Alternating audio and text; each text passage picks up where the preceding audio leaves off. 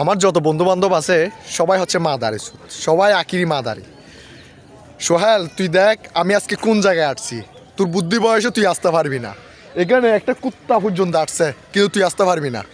শাহেদ তুই কিছু খবর রাখতেছস আমরা কোথায় চলে আসছি? শাহেদ একটা রিভিউ দেয় সোহেলের সম্পর্কে। সোহেল এই জায়গায় কোনোদিন আসতে পারবে মনে করস? না না হ্যাঁ ইয়েল কুত্তা আইত খারি মাগার সোয়েল লাইট খাইতো না। সোহেল আসতে পারবে না।